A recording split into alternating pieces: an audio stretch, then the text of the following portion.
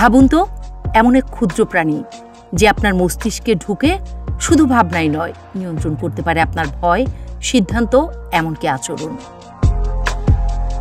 এটা কোনো সিনেমার কল্পকাহিনী নয়, এটা বাস্তব। এই রহস্যময় প্রাণীর নাম টক্সোপ্লাজমা গন্ডি, একটি পরজীবী যা বিজ্ঞানীদের মাঝেও আতঙ্কের নাম। এই পরজীবীটির চক্র শুরু হয় সাধারণত বিড়াল থেকে। বিড়ালের শরীরে এটি বাস করে এবং তার মল দিয়ে বাইরে ছড়ায়। সেখান থেকে এটি মাটিতে, সবজিতে বা জলকণার মাধ্যমে ছড়িয়ে পড়ে, যা অনেক সময় মানুষের শরীরেও প্রবেশ করে। সবচেয়ে আশ্চর্যের ব্যাপার হলো, এটি যখন ইঁদুরের শরীরে ঢোকে তখন তার মস্তিষ্কে এমন এক রাসায়নিক পরিবর্তন আনে যাতে ইঁদুর আর বিড়ালকে ভয় পায় না, বরং তার গন্ধে আকৃষ্ট হয়। ফলে ইঁদুর চলে যায় বিড়ালের কাছাকাছি আর বিড়াল সহজেই তাকে খেয়ে ফেলে। তাতে করে পরজীবীটি আবার ফিরে যায় তার স্বাভাবিক হোস্ট বিড়ালের শরীরে। এই ফাঁদ আসলে ভয়ানক, কারণ এই পুরো বিষয়টা ঘটছে মস্তিষ্কের আচরণ নিয়ন্ত্রণের মাধ্যমে। মানুষের উপর প্রভাব।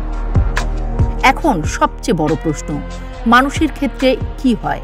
গবেষণায় দেখা গেছে যেসব মানুষদের শরীরে এই পরজীবী বাস করে তাদের মধ্যে ধীরে ধীরে কিছু মনস্তাত্ত্বিক পরিবর্তন দেখা দেয়।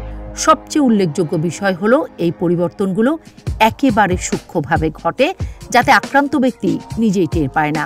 যেমন তাদের মধ্যে ঝুঁকি নেয়ার প্রবণতা বেড়ে যায়, তারা অনেক সময় ভয় বা পরিণতি নিয়ে ভাবতে চায় না, আচরণে দেখা যায় মুড সুইং, রাগ, হতাশা কিংবা অস্বাভাবিক চিন্তা ভাবনার মতো উপসর্গ। এমনকি গবেষকরা বলছেন এই পরজীবী সিজোফ্রেনিয়া ও বিষণ্ণতার মতো গুরুতর মানসিক রোগের ঝুঁকিও বাড়িয়ে দিতে পারে। আরও ভয়ঙ্কর বিষয় হলো, এটা কোনো ইনফেকশনের মতো তাড়াতাড়ি ধরা পড়ে না। মানুষ বুঝতেই পারে না তার চিন্তা ভাবনা আসলে নিজের নয়, অন্য এক প্রাণীর প্রভাব। বিজ্ঞানীরা বলছেন পৃথিবীর প্রায় 30 থেকে 50% মানুষ হয়তো অজান্তেই এই পরজীবীর বাহক।